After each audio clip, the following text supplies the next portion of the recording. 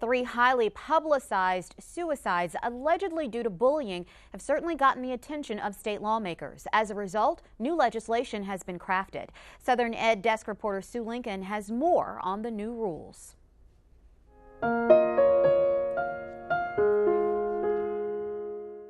Len Pauly of Lake Charles can't forget October 25th, 2011.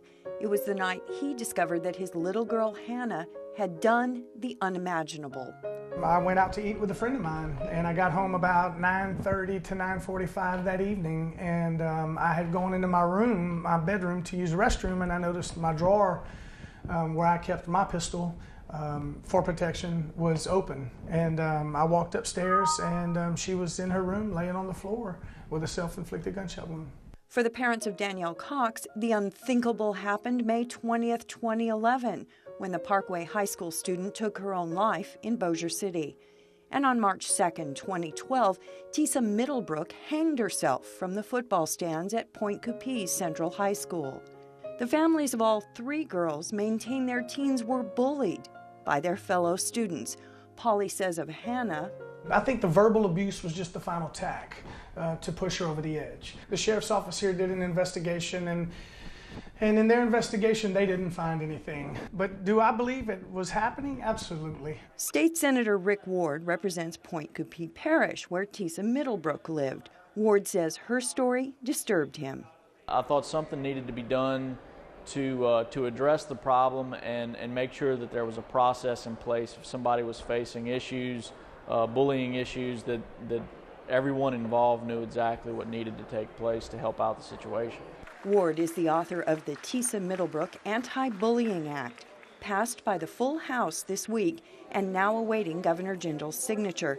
The new law requires every public school to notify parents and students that bullying is prohibited and to provide annual training on bullying intervention for school employees, including bus drivers. The law also requires school principals to investigate accusations of bullying beginning the very next school day after a complaint comes in. If no action is taken, then complaints move up to the local school board, which must also start an investigation the following day. Ward says imposing the time limit is crucial. And so we wanted something immediate that the situation can be addressed. If it's investigated and it's found nothing's there, they can move forward. If it's investigated and there's found to be some bullying action, the proper steps can be taken place. Ward says if the problem continues, the act also requires school districts to help move a victim of bullying to another school. What we wanted to do, if a child was stuck in a situation where for whatever reason nothing was taking place at the school, they have the ability to get themselves, their parents have the ability to get them and remove them out of a bad situation. Len Pauly says he tried that for Hannah, taking her out of Barb High School after her freshman year and enrolling her at St. Louis Catholic School. Unfortunately, the bullying followed her, whether it through other friends that were friends from St. Louis with children from Barb or vice versa. She seemed more happy at St. Louis. The young man who allegedly text-bombed Danielle Cox with more than 150 messages urging her to kill herself is awaiting trial for assisting her suicide. And Danielle's parents have filed a federal lawsuit against the Bossier Parish School District, charging wrongful death.